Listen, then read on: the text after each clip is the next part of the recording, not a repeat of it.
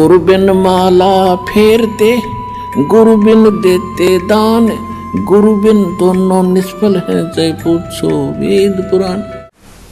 बोलो सतगुरुदेव की जय। बंदी छोड़ कबीर परमेश्वर जी की जय। बंदी छोड़ गरीबदास जी महाराज जी की जय। स्वामी रामदेवानंद जी गुरु महाराज जी की जय।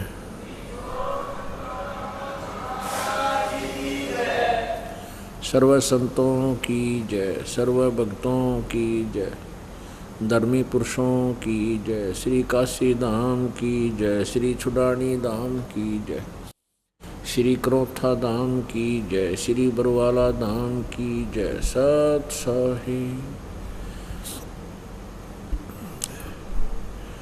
ग्रीव नमो नमः सतपुरुष को नमस्कार। गुरु की नहीं सुर नर मुनि जन साधुआं संतों सर्वस्ती नहीं।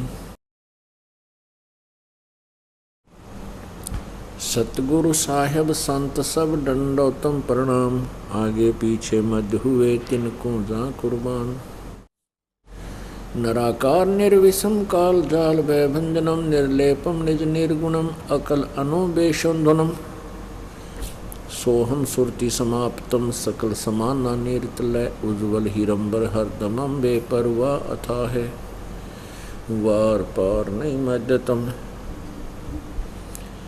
ग्रीव जो सुमर सिद्ध होई गणनायक गलता ना करो अनुग्रह सोई पारस पद परवाना। आदि गणेश मनाऊं गणनायक देवन देवा चरण कमल लो लाऊं आदंत करूं सेवा। परम शक्ति संगीतम रिद्धिदाता सोई अवगत गुण अतीतम सत्य पुरुष निर्मोही जगदम्बा जगदीशम। मंगल रूप मुरारी तन मन अर्पूं शीशम भक्ति मुक्ति भंडारी। सुर नर मुनि जन ध्यावें ब्रह्मा विष्णु महेशा शेष सहस मुख गावें पूज्य आदि गणेशा। इंद्र कुबेर सरीखा वरुण धर्म राय ध्यावें समर्थ जीवन जी का मन इच्छा फल पावें। 33 कोटि अधारा ध्यावें से 88 उतरे बहुजल पारा कट है यम की फांसी।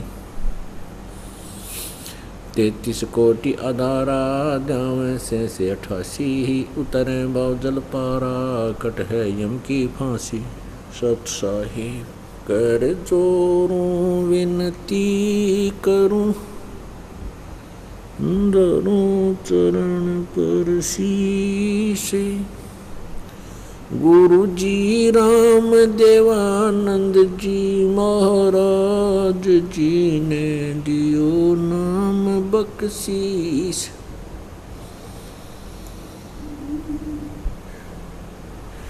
कोटि कोटि सिजदा करूं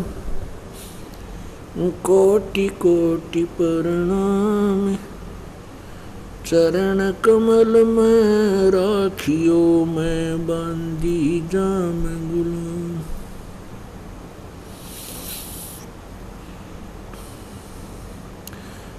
कुत्ता तेरे दरबार का रामपाल दास का नाम। गले प्रेम की जेवड़ी जा खेचो जाऊं मैं तो करो तो बावड़ू। दूर दूर करो तो जाऊं जो रखो तो ही रहूं। जो देवो सुखा जय इब कै सतगुरु मिले। जय इब कै सतगुरु मिले सब दुख आँखों रो। चरणों ऊपर शीस धरूं हूँ कहूँ जो कहनी हो। कबीर साईं मिलेंगे पूछेंगे कुशलात। आदि अंत की सब कहूँ अपने दिल की बात। गुरु जी तुम ना भूलियो, चाहे लाख लोग मिल जाही, हमसे तुमको बहुत है, तुमसे हमको नहीं। तुम्हारे विसारे क्या बने, मैं किसकी शरण में जाऊं। शिव ब्रंच मुनि नारदो, तिनके हृदय न समाऊं। अवगुण किए तो बहुत किए,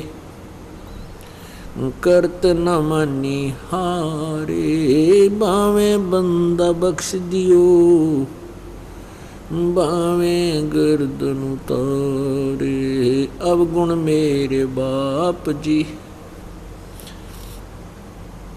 बख्शो गरीब नवाज। जो मैं पूत कपूत हूँ, बहुर पिता को लाज। मैं अपराधी जन्म का, नक्सिक बरे विकारे। तुम दाता दुख भंजना, मेरी करो संभाल। परमपिता परमात्मा परमेश्वर पूर्ण ब्रह्म, सर्व सृष्टि रचनहार कुल मालिक कबीर साहिब जी की असीम कृपा से इस कलयुग के अंदर ये सत्संग होता है। भक्ति मुक्ति के दाता सतगुरु भटकत प्राण फिरंदा, उस साहिब के हुक्म बिना नहीं तरवर पात हिलंदा। परमेश्वर कबीर जी वो पूर्ण ब्रह्म हैं। ये वही परमात्मा है जो बनारस में, काशी में, भारतवर्ष में काशी शहर के अंदर एक कमल के फूल पर नवजात शिशु का रूप धारण करके ये परमात्मा विराजमान हुए थे। ये परमेश्वर चारों युगों में आते हैं। सतयुग के अंदर इनका नाम सतसुकृत होता है। त्रेता में ये मुनिंदर नाम से प्रसिद्ध होते हैं और द्वापर के अंदर करुणामय नाम से और कलयुग में ये अपने वास्तविक नाम से, कबीर देव नाम से, कबीर साहब नाम से प्रकट होते हैं। परमात्मा का यहाँ आगमन, अपने सतलोक से चलकर यहाँ आगमन का एक विशेष उद्देश्य होता है। वो उद्देश्य ये होता है कि काल भगवान ने हम जिसके राज्य में रह रहे हैं, जिसके लोक में रह रहे हैं, यहाँ का मालिक है काल भगवान, जिसे ज्योति निरंजन भी बोलते हैं, जिसको ब्रह्म भी कहते हैं। और चारों वेदों में महिमा तो पूर्ण परमात्मा की वर्णित है, लेकिन भक्ति की विधि केवल ब्रह्म तक की वर्णित है। ब्रह्म तक की साधना करके प्राणी कहाँ जाता है? ब्रह्मलोक में जाता है। गीता जी अध्याय नंबर 8 के श्लोक नंबर 13 में कहा है, ये गीता ज्ञान दाता श्री कृष्ण जी में प्रवेश करके ये ब्रह्म बोल रहा है, काल बोल रहा है। ये कहता है कि मुझ ब्रह्म का केवल एक ओम मंत्र है, ओम इति एकाक्षरम ब्रह्म व्यवहारन माम अनुसमरण यह परियाति तजन देहम सयाति परमाम गतिम।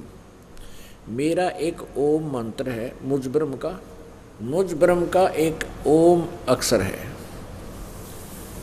उच्चारण करके जो सुमन करता हुआ शरीर त्याग कर जाता है, वो इस ओम नाम के जाप से मिलने वाली जो गति है, उस परम गति को प्राप्त होता है। ब्रह्म की साधना से कहाँ जाते हैं? ब्रह्मलोक में जाते हैं। गीता जी अध्याय नंबर 8 के श्लोक नंबर 16 में कहा है कि अर्जुन, ब्रह्मलोक पर्यंत ये सभी लोग पुनरावर्ती में हैं। पुनरावर्ती का अर्थ है कि वहाँ गए हुए भी अपने पुण्य अक्षीण होने पर, ब्रह्मलोक में गए हुए साधक भी पुण्यों के अक्षीण होने पर वापस कर्म आधार से स्वर्ग और इस मृतलोक में आते हैं। नरक में, मृतलोक में जब इसके पुण्य समाप्त हो जाते हैं तो ऐसे ये चक्कर लगाते हैं, अर्थात इसको पुनरावर्ती बोलते हैं, यानी जन्म मृत्यु बनी रहती है। इसलिए गीता जी अध्याय नंबर 15 के श्लोक नंबर 4 में कहा है कि जब तुझे तत्व ज्ञान प्राप्त हो जा, उस तत्व ज्ञान के प्राप्ति के पश्चात परमेश्वर के उस परम पद की खोज करनी चाहिए, जहाँ जाने के बाद साधक फिर लौटकर संसार में कभी नहीं आते। अर्थात जिनका पूर्ण मोक्ष हो जाता है, जन्म मृत्यु सदा के लिए समाप्त हो जाती है और वो सतलोक में चले जाते हैं, सनातन परमधाम में पहुंच जाते हैं। वहाँ ऐसी ही सृष्टि है, वहाँ किसी प्रकार का कोई दुख नहीं, वो 5 तत्वों से बना हुआ वहाँ बॉडी नहीं है, वहाँ केवल नूर से बनी हुई बॉडी है, शरीर है, जिसमें किसी प्रकार का कोई भी रोग, टेंशन आदि नहीं होते। गीता जी अध्याय नंबर 15 के श्लोक 4 में स्पष्ट किया है कि उसके पश्चात उस परम पद परमेश्वर की खोज करनी चाहिए, जहाँ जाने के बाद साधक फिर लौटकर संसार में नहीं आते। और जिस परमात्मा ने सृष्टि की रचना की है, अर्थात जिससे संसार रूपी वृक्ष की प्रवृत्ति विस्तार को प्राप्त हुई है, अर्थात जिसने सृष्टि रचना की है, और मैं उसी की शरण हूँ। गीता ज्ञानदाता कहता मैं उसकी शरण हूँ। इस प्रकार दृढ़ निश्चय करके उसी परमेश्वर का ध्यान करना चाहिए, उसी परमेश्वर की भक्ति करनी चाहिए। गीता जी अध्याय नंबर 18 के श्लोक 62 में कहा कि हे अर्जुन, तू सर्वभाव से उस परमेश्वर की शरण में जा, यानी गीता ज्ञानदाता से कोई अन्य है और है जो पूर्ण मोक्षदायक है और जिसकी कृपा से सनातन परम धाम यानी सत्यलोक प्राप्त होता है। गीता जी अध्याय नंबर 18 के श्लोक नंबर 62 में कहा कि अर्जुन, तू सर्वभाव से उस परमेश्वर की शरण में जा, उसकी कृपा से ही तू परम शांति और सनातन परम धाम यानी शाश्वतम स्थानम का अर्थ होता है सनातन परम धाम। सनातन माने सबसे पहले वाला और शाश्वत माने सदा रहने वाला, जो कभी नष्ट ना हो, उस लोक में चला जाएगा, उसको प्राप्त होगा। उसके लिए क्या बताया है कि गीता जी अध्याय नंबर 4 के श्लोक नंबर 32 में कहा है कि जिन यज्ञों का यानी धार्मिक अनुष्ठानों का वर्णन मैंने अध्याय नंबर 4 के श्लोक नंबर 25 से 31 तक किया है, ये साधना ऐसी हैं, कोई तो देवताओं की पूजा करता है, कोई ऊपर को पैर करके नीचे को सिर कर लेता है, सिरासन पर साधना करता है, कोई तीक्ष्ण व्रत ही रखता है, कोई अहिंसावादी ही बनकर साधना कर रहा है, कोई स्वाध्याय करता है, कोई व्रत करता है। तो ये सभी साधक अपनी अपनी साधनाओं को पाप नाशक जानते हैं, लेकिन इस प्रकार के निर्णायक ज्ञान सच्चिदानंद घन ब्रह्म की वाणी में, ब्रह्मणे मुखे सच्चिदानंद घन ब्रह्म की वाणी में विस्तार से कहे गए हैं। उस ज्ञान को तू चौथे अध्याय के 34वें श्लोक में कहा है, जो चौथे अध्याय के 32वें श्लोक से संबंधित है कि उस ज्ञान को जो सच्चिदानंद घन ब्रह्म की वाणी में विस्तार से कहा गया है, अर्थात वो तत्व ज्ञान, उसको तू तत्वदर्शी संतों के पास जाकर समझ, उनको विनम्र भाव से प्रणाम कर, कपट छोड़कर प्रश्न करने से, विनम्रतापूर्वक प्रश्न करने से वो तत्वदर्शी संत आपको उस तत्व ज्ञान का उपदेश करेंगे, उस परमेश्वर के बारे में जानकारी देंगे। उसका संकेत करते हुए उस परमेश्वर के पाने की भक्ति, सच्चिदानंद घन ब्रह्म की भक्ति प्राप्ति कैसे होती है, उसका संकेत करते हुए 17वें अध्याय के 32वें श्लोक में कहा कि अर्जुन, ओम तत्सत इति निर्देश है ब्रह्मण त्रिविध समर्थ। उस सच्चिदानंद घन ब्रह्म के पाने का उसकी प्राप्ति का, उसके सिमरण करने का केवल ओम तत् सत्य 3 मंत्र का जाप है। ओम तो ये स्पष्ट है ब्रह्म का है, तत् और सत्य ये 2 सांकेतिक हैं, ये कोई नहीं बता सकता, ये दास बता सकता है, क्योंकि इस दास को परमात्मा ने वो गुप्त भेद बताया है, कबीर परमेश्वर जी ने, मेरे गुरुदेव जी ने। ऐसे ये तत् और सत्य गुप्त हैं और मंत्र हैं। ओम सीधा ही है, ओम ब्रह्म का जाप है, तत् ये परब्रह्म का जाप है, जिसको अक्षर पुरुष भी कहा। गीता जी अध्याय नंबर 15 के श्लोक नंबर 16-17 में 3 परमात्माओं की जानकारी है, 3 प्रभुओं की, 3 पुरुषों की, एक सरपुरुष एक अक्षर पुरुष।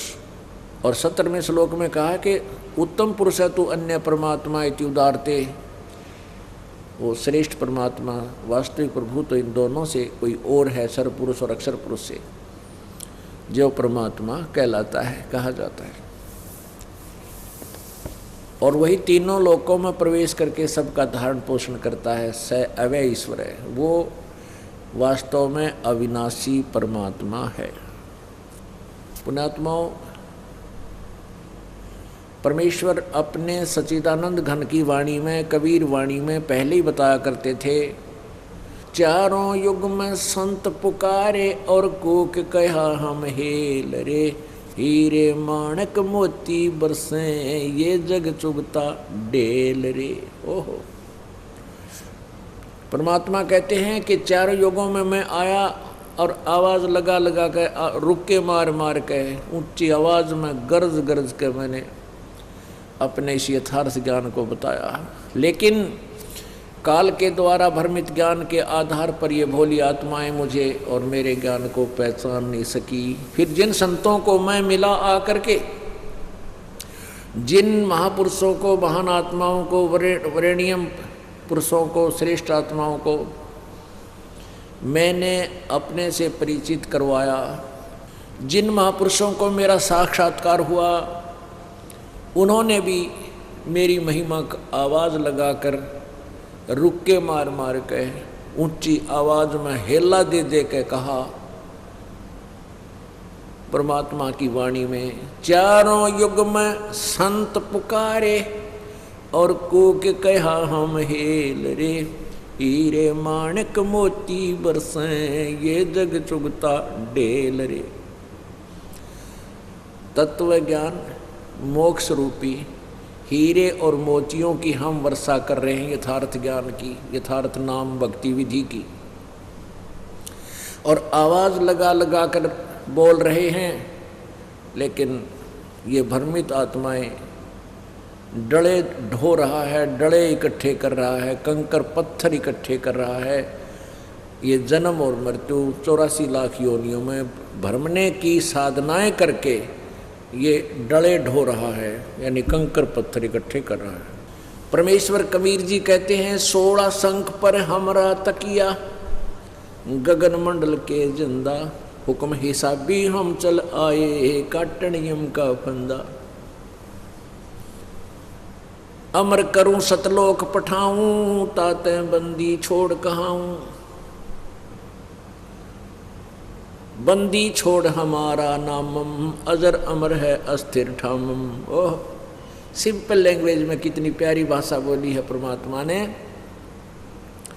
कि बंदी छोड़ हमारा नामम,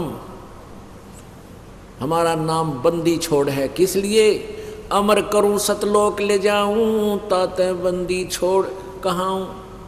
अमर करूं, यहाँ से तेरा जन्म मृत्यु का सदा के लिए झंझट मिटा दूं और सतलोक भेज दूं तुझे, इसलिए मैं बंदी छोड़ काल के बंधनों से, काल के कर्म रूपी रस्सों से, बंधनों से, सिकंजों से तेरे को छुटवा दूंगा।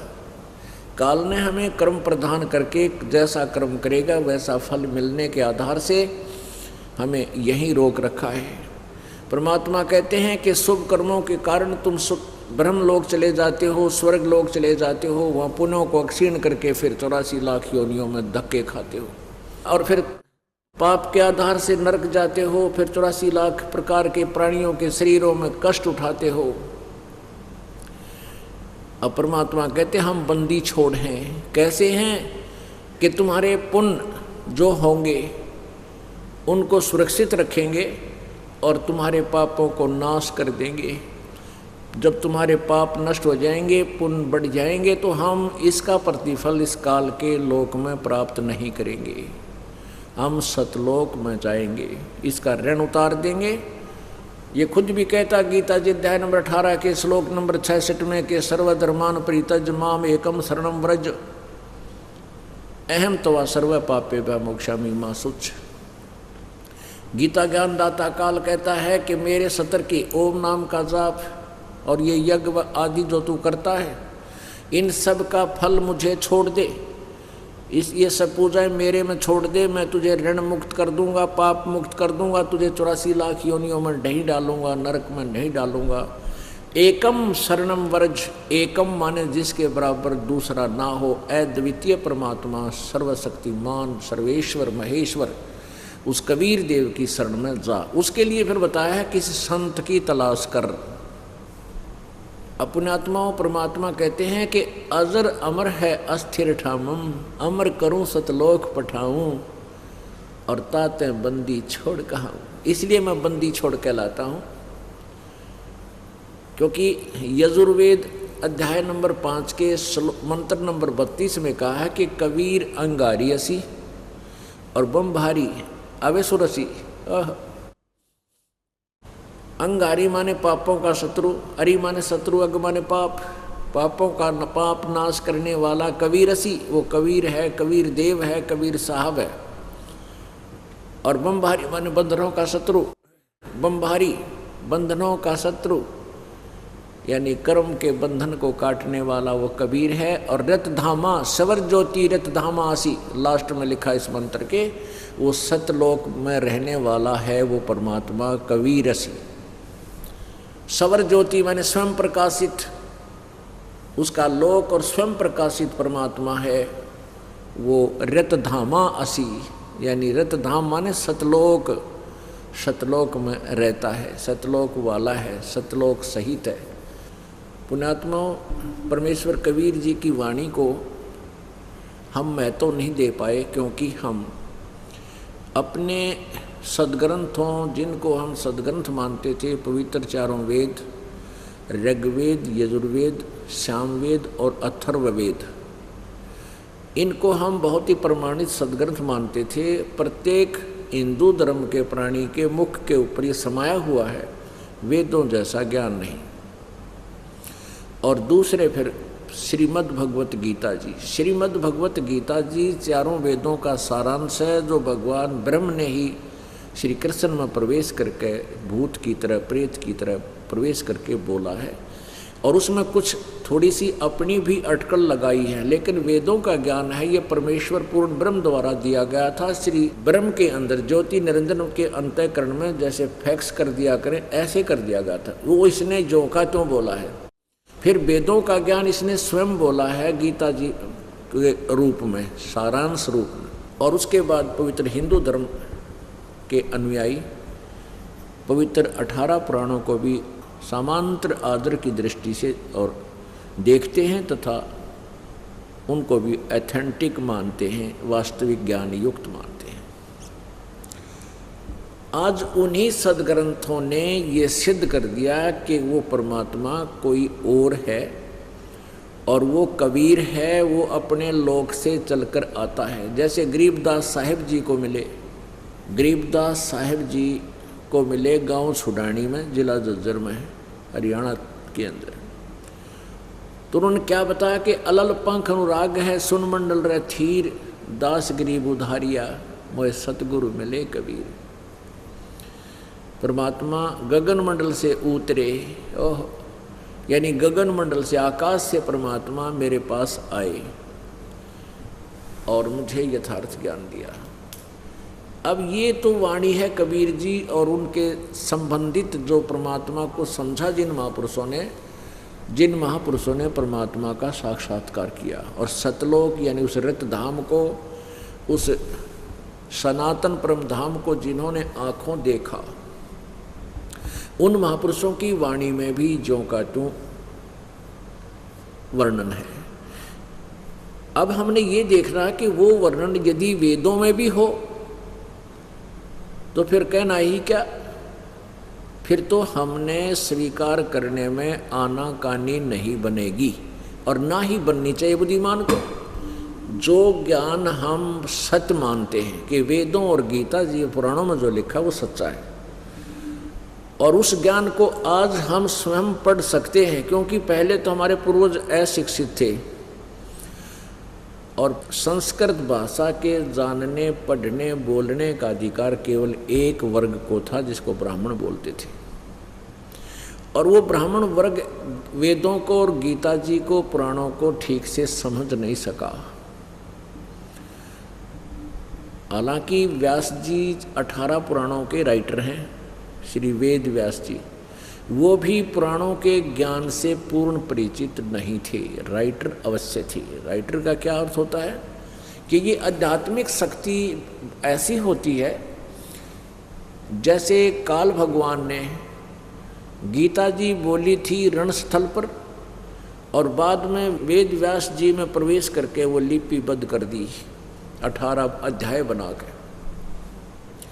इसी प्रकार व्यास जी में प्रवेश करके इस काल ने जो भी वार्ता जिस जिस ऋषि संत की हुई थी आपस में, वो सारी ज्यों की तो लिख दी और उसको 18 पुराण बना दिया। वैसे तो ये पुराणों का ज्ञान एक ही बोध माना जाता है, 18 पुराणों का ज्ञान एक ही बोध है, और उसका मूल ज्ञानदाता श्री ब्रह्मा जी हैं।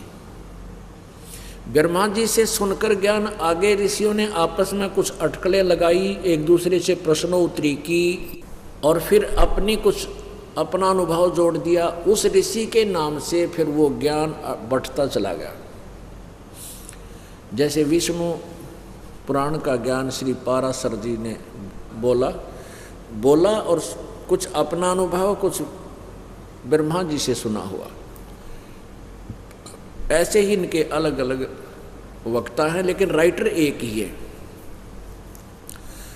तो कहने का भाव ये है कि अभी तक हम अपने वेदों, गीता और पुराणों से परिचित नहीं थे, और जिस कारण से हम परमेश्वर कबीर जी की उस अमृत वाणी को, जिसके विषय में गीता जी अध्याय नंबर 4 के श्लोक नंबर 32 में स्पष्ट किया है कि वो सच्चिदानंद घन ब्रह्म की वाणी में वो तत्व ज्ञान विस्तार से कहा गया है। अब गीता जी अध्याय नंबर 4 के श्लोक नंबर 34 में कहा कि उस तत्व ज्ञान को जो 32 में कहा है, तत्वदर्शी संतों से पूछ, गीता ज्ञानदाता कहता मैं उस ज्ञान से परिचित नहीं हूँ। अपनात्मा गीता जी अनुवाद करने वालों ने अध्याय नंबर 4 के और श्लोक नंबर 32 में जो ब्रह्मणे मुखे शब्द है उसका अर्थ गलत किया है। उन्होंने ब्रह्मणे का अर्थ कर दिया वेद और मुखे का अर्थ कर दिया वाणी, वेद की वाणी, जबकि इसका अर्थ होना चाहिए सच्चिदानंद घन ब्रह्म की वाणी, क्योंकि यही अनुवाद करता गीता जी अध्याय नंबर 17 के श्लोक नंबर 23 में ब्रह्मणे का अर्थ सच्चिदानंद घन ब्रह्म कर रहे हैं।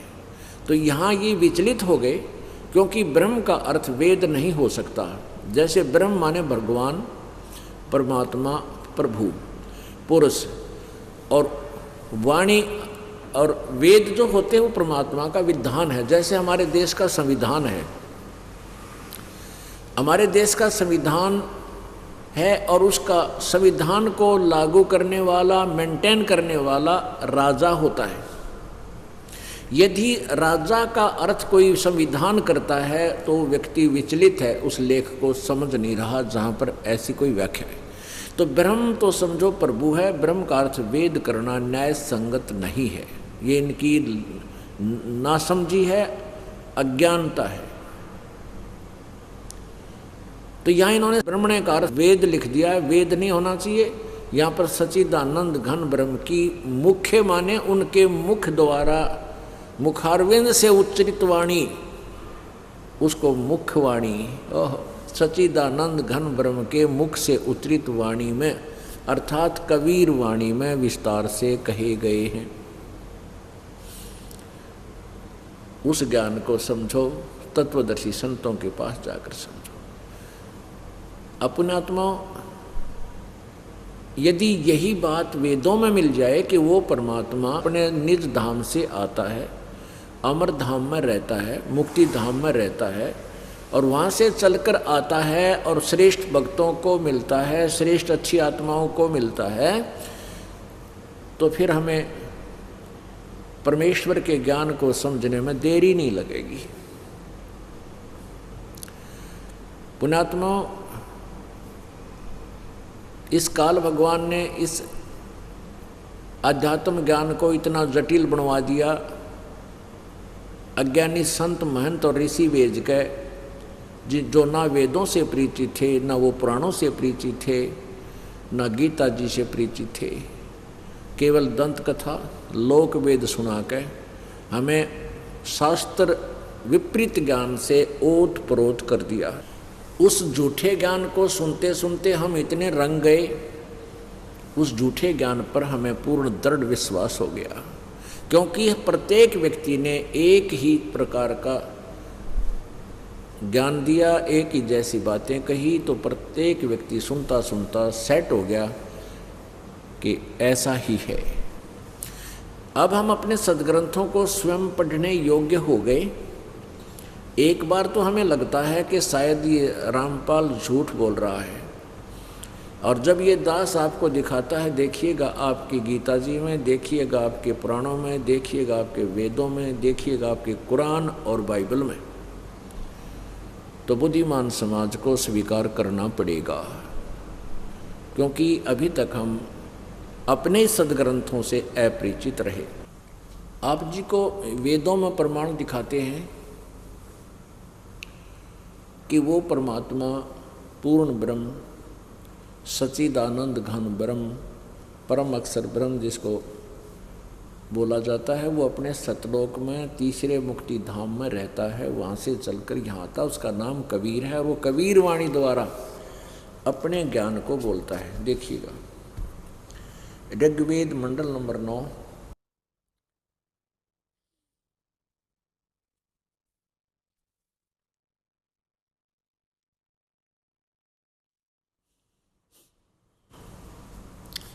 प्रकाशक है सार्वदेशी कार्य प्रतिनिधि सभा, महर्षि दयानंद भवन, रामलीला मैदान, नई दिल्ली 2। ये इनके फ़ोन और फैक्स नंबर है, ईमेल भी है। इन्होंने लिखा ऋग्वेद आर्य भाषा भाष्य महर्षि दयानंद सरस्वती कृत। वैसे ये 9 और 10 मंडल दयानंद द्वारा अनुवादित नहीं है। मुद्रक है Prince offset printers, 1510 Pataudi house, Daryaganj, नई दिल्ली। अब यहाँ थोड़ा सा कंसेप्ट ये क्लियर करना आवश्यक हो गया कि ये आर्य समाज के आचार्य ये झूठे भी निरे हैं, इन्हें शर्म भी नहीं आती, झूठ बोलते हैं ना, तुम के बकवाद कर रहे हो, क्या लिख रहे हो। और ये दयानंद सरस्वती की मोहर इसलिए लगाते थे कि ये इसके नाम पर वेदों के अनुवादित ये पुस्तक बिक जाया करती थी, जबकि ये अनुवाद दयानंद का नहीं। अगर दयानंद ने ये अनुवाद किया होता तो भट्ठा बैठा जाता है। किसी प्रकार भी समझ में नहीं आती, क्योंकि ये दास यदि आपको इनका अनुवाद करके दिखाए कि ये मेरा अनुवाद ऐसा है, महर्षि जी का ऐसा, तो आप नहीं मान सकते। आपके मन में एक धारणा बनी हुई थी कि बड़े विद्वान थे, बड़े पहुँचे हुए थे, बड़े समाधि लगा कर वेदों के अर्थ किया करते थे। ये टट्टू करा करता है, इसने क्या है का भी नहीं बेरा था। इसके द्वारा अनुवाद किया हुआ दिखाता हूँ एक सेंटेंस थोड़ा सा, जिसका सिर पैर भी नहीं है, ये तो इसे अनुवाद किया करता। ये देखना, ये दुर्वेद, ये है दयानंद सरस्वती द्वारा किया हुआ ये दुर्वेद। ये पूरा का पूरा इस दयानंद जी ने ही अनुवाद किया है, महर्षि दयानंद ने। महर्षि तो इसके लिए बोलना पड़ेगा, बाकी महर्षि नहीं था यो, ना तो पहचान नहीं सकोगे कि किसके बारे में जानकारी दी जा रही है। देखो प्रकाशक है सार्वदेशी कार्य प्रतिनिधि सभा, 2/5, महर्षि दयानंद भवन, रामलीला मैदान, नई दिल्ली।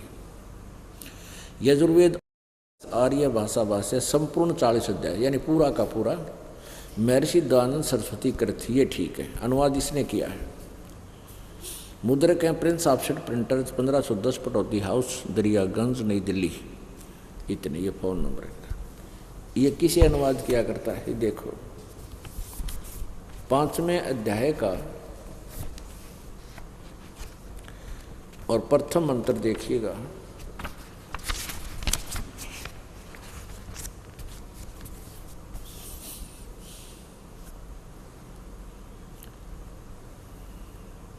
इसमें है अग्ने तनुरसी विष्णवे तवा सोमस्य तनुरसी। अग्ने तनुरसी और विष्णवे तवा सोमस्य तनुरसी। अग्ने माने परमेश्वर, तनु माने सहशरीर, असी माने है।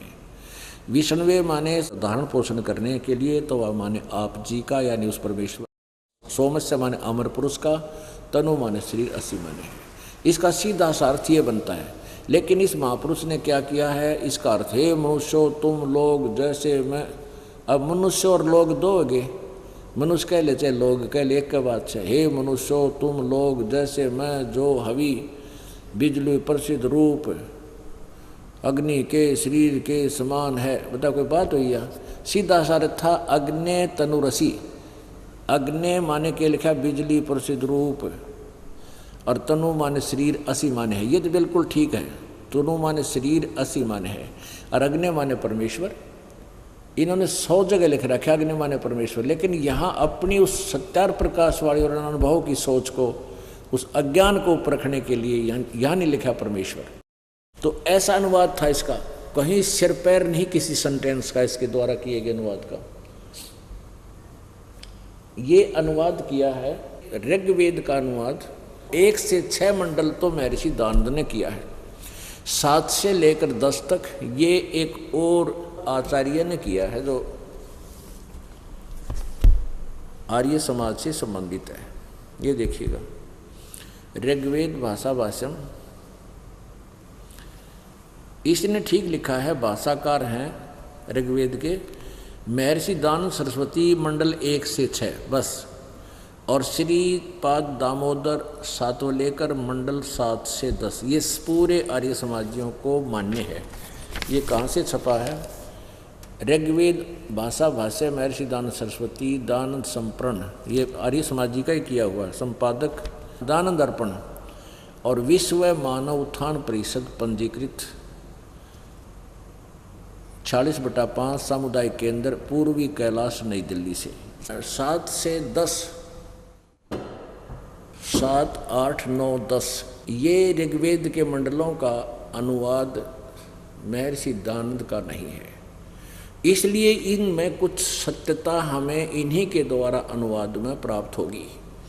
ये दास जो अनुवाद करेगा वो तो अनमोल होगा, क्योंकि किसी सदग्रंथों के अध्यात्म ज्ञान के अनुवाद में उसकी मौखिक जानकारी होनी आवश्यक है। सृष्टि रचना सबसे प्रथम है और सृष्टि रचना का ज्ञान होने के बाद फिर ये अपने आप सभी सदग्रंथ अपने आप रास्ता दे देते हैं। और अन्य को किसी को सृष्टि रचना का ज्ञान नहीं था, क्योंकि सृष्टि रचना परमेश्वर ने स्वयं ही आकर बताई है और उनके द्वारा बताई गई सृष्टि रचना पर किसी को विश्वास नहीं हुआ। अब होगा, क्योंकि हम स्वयं शिक्षित हैं, वेद सदग्रंथ हमारे पास हैं, हम पढ़ेंगे और समझेंगे और विश्वास करेंगे। अब देखिएगा फिर वही आते हैं ऋग्वेद मंडल number 9।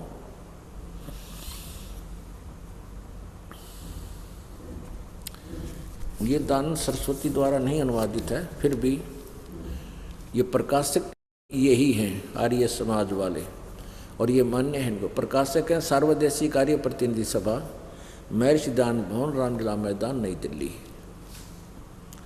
Phone and fax number इतने। और ये मुद्रक है prints offset printers 1510 Pataudi house Daryaganj नई दिल्ली। ऋग्वेद मंडल नंबर 9 सूक्त नंबर 96 यानी 96। इसके मंत्र नंबर 16 में कहा है, प्रश्न किया है वेद ज्ञानदाता ब्रह्म ने कि हे पूर्ण परमात्मा, हे परमेश्वर, आप अपने यथार्थ नाम से, जो आपका गुप्त नाम है, श्रेष्ठ नाम है, उससे परिचित कराएं आपका वास्तविक नाम क्या है। फिर 17वें में बताया है कि वो कबीर नाम है उस परमात्मा का, और वो जब आता है शिशु रूप धारण करके प्रकट होता है तो अपनी महिमा की वाणी वो अपने मुखारविंद से, यानी कबीर नाम होता है, वो कबीर वाणी में उस यथार्थ ज्ञान का उच्चारण करता है। और उस समय वो परमात्मा ऋषि या संत रूप में जो प्रकट होता है, उस ऋषि और संत रूप में प्रकट परमात्मा द्वारा बोली गई वो वाणी लोकोक्तियों के माध्यम से, काव्यों के कविताओं के माध्यम से बोली जाती है, जिस कारण से वो प्रसिद्ध कवि की उपाधि भी प्राप्त करता है। और वो परमात्मा तीसरे मुक्ति धाम में रहता है। यहाँ से केवल इतना ही लेंगे, फिर आगे आज का सत्संग शुरू करेंगे। ये देखिएगा, ऋग्वेद मंडल नंबर 9 सूक्त नंबर 96 और मंत्र नंबर 16। इसमें लिखा है कि गुह्यम चारु नामम, चारु नाम सब आयुध है, स्तोत्र भी पूयमाने अभर्ष गुह्यम चारु नाम। अब स्तोत्र भी माने स्तोत्रों के यानी ज्ञान के वाणी रूपी सब आयुध है, यानी अपने अस्त्र शस्त्र, अपने तत्व ज्ञान रूपी शस्त्र सहित आप आइए और परमात्मा अपने उस यथार्थ नाम का ज्ञान कराइए। इन्होंने लिखा अनुवाद, हे परमात्मन सर्वोपरि रहस्य चारु श्रेष्ठ। नाम माने नाम लिखना था यहाँ पर। इस नाम का अर्थ इन्होंने जो तुम्हारी संज्ञा है, नाम का अर्थ संज्ञा कर दिया, आप उसका ज्ञान कराएं। इसका अर्थ है, हे परमात्मन आपका जो सबसे श्रेष्ठ नाम है उसका ज्ञान कराएं। इसमें वो ज्ञान कराया है। इसमें लिखा है कबीर, इसको ये कवि बोल देते हैं, हम इसको कबीर देव बोल देते हैं, कबीर देव, कबीर साहब जैसा भी। शिशु जगानम हरियंतम मर्जंती शुभंती वहीन मरुतो गणेन कबीर गिरभी। कबीर गिरभी का अर्थ है कबीर वाणी। इन्होंने यहाँ देखिएगा, इस रै को हटा के, ऊपर वाले रै को हटा के, ये जो ग की ई की मात्रा के ऊपर छोटा रै लगा हुआ, इसको हटा के इन्होंने कवि के 2 मात्रा ये अपसर्ग लगा दी और गिर भी अलग कर दी वाणी द्वारा। तो हम इसको जो का त्यों रखा, कबीर गिर भी, कबीर वाणी द्वारा। कबीर इसने कवि का अर्थ लिया, कवि लोग, और वाणी द्वारा। यहाँ हमने लिखना था वो कबीर वाणी द्वारा परमात्मा जो आता है शिशु रूप धारण करके जानबूझ कर प्रकट होता है यथार्थ ज्ञान। वो अपने प्यारी आत्माओं को, बड़े बड़े समूह को यथार्थ ज्ञान बताता है। वो कावेना यानी कविताओं के माध्यम से, लोकोक्तियों के माध्यम से अपनी कबीर वाणी द्वारा ज्ञान उच्चारण करता है। वो कबीर संत सोम, वो परमात्मा जो कवि रूप में प्रकट होता है वो परमात्मा ही होता है। और अपने यथार्थ ज्ञान को रेभन माने गरजता हुआ, रेभन सन, इन्हीं के द्वारा गरजता हुआ यानी ऊंची स्वर में उच्चारण करता है, ज्ञान कराता है। अब देखो 18वें, इन अनुवाद फिर भी अच्छा नहीं किया, आगे देखो 9 के 96 में क्या लिखा है। अब 9 ऋग्वेद मंडल नंबर 9 और सूक्त नंबर 96 का मंत्र नंबर ये 18 है। इसमें लिखा है वो परमात्मा जो संत रूप में प्रकट होता है, सोमम, वो अमर परमात्मा, सोम स्वरूप या अमर परमात्मा, पालन की इच्छा करता हुआ जो महान वह परमात्मा, तृतीयम धामम। अब संस्कृत पढ़ सकते हैं हम क्योंकि ये देवनागरी लिपि है। नागरी लिपि में लिपिबद्ध है। तृतीयम मान तीसरे, धाम माने श्लोक में स्थान पर, विराजमान माने विराजमान है। तृतीयम धाम, देवयान और पितरान, ये इन्होंने अनुवाद किया है। दोनों से पृथक तीसरा जो मुक्ति धाम है तीसरे मुक्ति धाम में विराजमान है। इन्होंने कर दिया ज्ञान योगी। अब ज्ञान योगी की तट क्या भगवान की महिमा चल रही है, प्रकाश। और कांतदर्शी दर्शियों की पदवी अर्थात मुख्य स्थान है, ये है वो परमात्मा कवि नाम पदवी, कवियों की, प्रसिद्ध कवियों की पदवी को प्राप्त करता है, क्योंकि वो अपनी वाणी को कविताओं से बोलता है, लोकोक्तियों के माध्यम से। ऋषिकृत, यहाँ लिखना था ऋषिकृत, उस ऋषि द्वारा की गई वो वाणी उनके अनुयायियों द्वारा को बहुत अच्छी लगती है, स्वर्ग के समान होती है। अब यहाँ इनने खूब अड़ंगाकरण की चेष्टा कर रखी है। इसमें से केवल इतना ही लेना है हमने कि वो परमात्मा तीसरे मुक्ति धाम में रहता है। इसमें क्या किया है कि इसके 9-10 मंडल की भूमिका में लिखा हुआ है इन्होंने। 9 मंडल का आधे तो किसी ने अनुवाद किया है, आधा किसी ने किया है। तो जिसने आधा किया कुछ ने अड़ंगा किया है, कुछ ने श्रेष्ठ ठीक ढंग से कर दिया। लेकिन ये मान्य है ये अनुवाद आर्य समाज के आचार्यों को, और यही ज़्यादा बाधा करते हैं। संस्कृत का ठेका अभिन्न ले रखा, ब्राह्मणों ने छोड़ दिया। अब ये ठेकेदार हो रहे हैं कि संस्कृत हम नहीं आवे और सेनाती है को ना। अब ऋग्वेद मंडल नंबर 9 सूक्त नंबर 86 में आते हैं। अब यहाँ से हमने इतना लिया कि वो परमात्मा पूर्ण ब्रह्म सतलोक में रहता है, तीसरे मुक्ति धाम में रहता है, मोक्ष स्थान पर रहता है, जहाँ उसका मूल ठिकाना है। अब ऋग्वेद मंडल नंबर 9 सूक्त नंबर 86 पे आते हैं। ये देखो,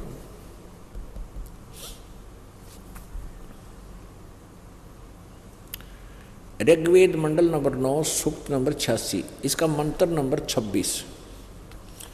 इसमें कितना स्पष्ट किया है कि यज्ञ करने वाले यजमानों, यजमान कहो चाहे भक्त कहो, यज्ञ करने वाले भक्तों के लिए परमात्मा सब रास्तों को सुगम करता हुआ उनके विघ्नों को यानी संकटों को मर्दन करता है, नष्ट कर देता है, उनके संकटों को समाप्त करता है, और उनको पवित्र करता हुआ भक्तों को, और अपने रूप को सरल करता हुआ। यानी परमात्मा का वास्तविक रूप तो करोड़ सूर्य मिला दे, करोड़ चंद्रमा मिला दे, तब भी एक रोमकूप की शोभा अधिक है। हम देख नहीं सकते इतने तेज को चरम दृष्टि से। परमात्मा अपने रूप को हल्का तेज पुंज का बना करके यहाँ प्रकट होते हैं, तब हमें वो ज्ञान देते हैं। क्या उद्देश्य रखते हैं देखिए, अपने रूप को सरल करता हुआ वह कांतिमान परमात्मा कबीर। इन्होंने क्या कर दिया ये देखो,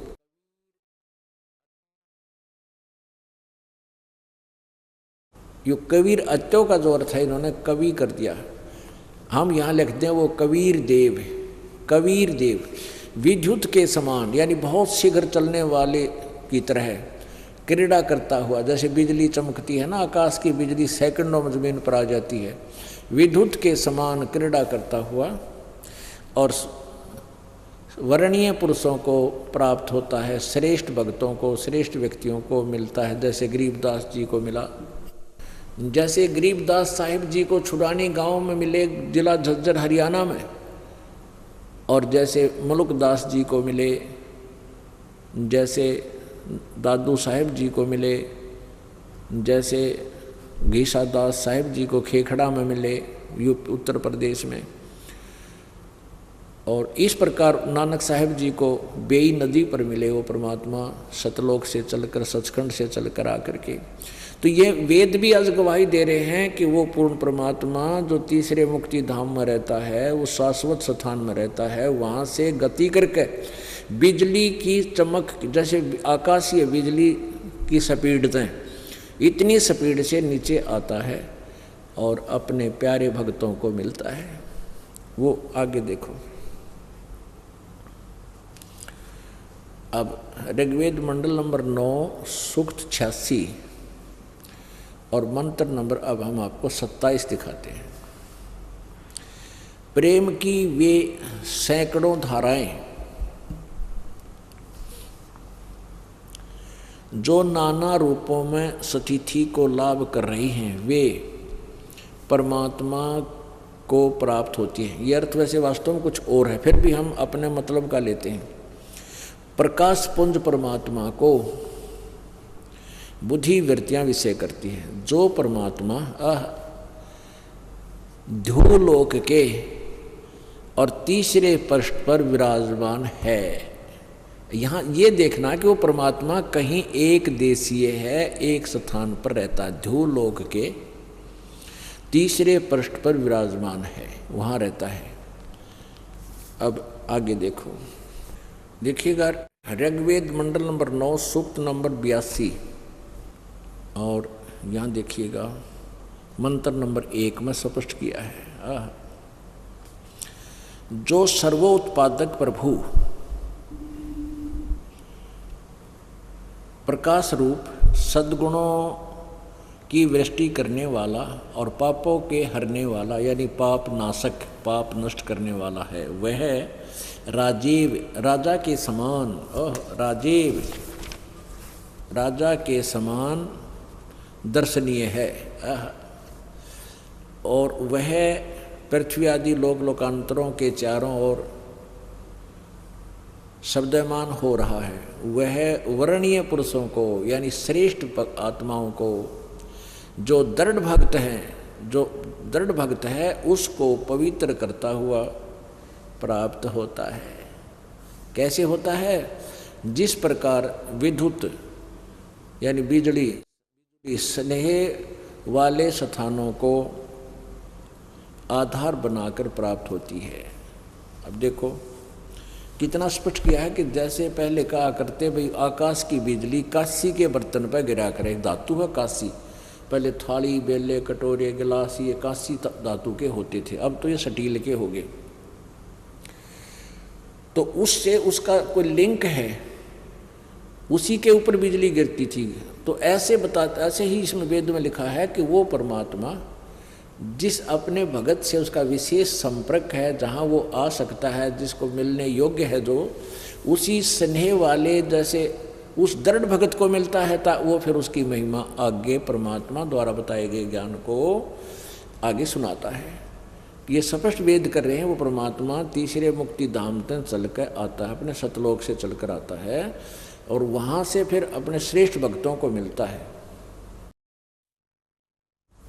आगे देखो वो क्या किस उद्देश्य से आता है। ऋग्वेद मंडल नंबर 9 सूक्त नंबर 82 का अब मंत्र नंबर 2 बताएगा किस लिए आता है परमात्मा। देखना ऋग्वेद मंडल नंबर 9 सूक्त नंबर 82 मंत्र नंबर 2। हे परमात्मन, उपदेश करने की इच्छा से आप यानी ज्ञान देने की इच्छा से आप महापुरुषों को प्राप्त होते हो। हमने वो इतना ही लेना है उसको। अब आगे देखो ऋग्वेद मंडल नंबर 9 सूक्त नंबर 20, इसमें और स्पष्ट किया है। वो कबीर देव है, वो परमात्मा कबीर देव। ऋग्वेद मंडल नंबर 9 सूक्त नंबर 20 और इसका मंत्र नंबर 1 शुरू में लिखा है पर कबीर देव विते आयो। कबीर देव वो कबीर साहब, हम उसको कबीर साहब कहने लगे। कबीर देव माने साहब, कबीर माने कबीर, हम कबीर साहब कहने लगे। अब बरस करके कबीर लिखने लगे, बड़ी की मात्रा लागे। इन्होंने क्या किया कि वह परमात्मा यहाँ लिखता मेधावी है, यहाँ लिखना था वो कबीर देव है, कबीर देव लिख देते बस। सबका रक्षक है, विद्वानों की तृप्ति के लिए, विद्वानों की तृप्ति के लिए यानी विद्वानों को ज्ञान देने के लिए ज्ञान देता है। ओह वह परमात्मा कबीर देव है जो तृप्ति के लिए यानी जो भक्त जो इच्छुक है ज्ञान का, उसकी तृप्ति के लिए वो ज्ञान देता है और सहनशील है, संपूर्ण दुष्टों को संग्राम में तिरस्कृत करता है। अपने आत्माओं इतना कुछ ये भूमिका बनी है आज के सत्संग की, जो दास आपको सुनाना चाहता है। क्या सुनाना चाहता है कि सच्चिदानंद घन ब्रह्म ने अपनी वाणी में के बताया है। बहुत विस्तार से लिखा है, कौन सी साधना करनी चाहिए कौन सी ना करनी चाहिए वो भी बताई है। श्रीमद् भगवत गीता अध्याय नंबर 16 के श्लोक नंबर 23 में कहा कि अर्जुन, जो शास्त्र विधि को त्याग कर मनमाना आचरण करते हैं, यानी अपनी मर्जी से कोई भी जाप साधना तप आदि करते हैं, शास्त्र विधि को त्याग कर जो मनमाना आचरण यानी पूजाएं करते हैं, उनको न तो कोई सुख होता है, न उनकी गति होती है, न कोई उनको कार्य सिद्ध होता है, अर्थात यूजलेस, व्यर्थ।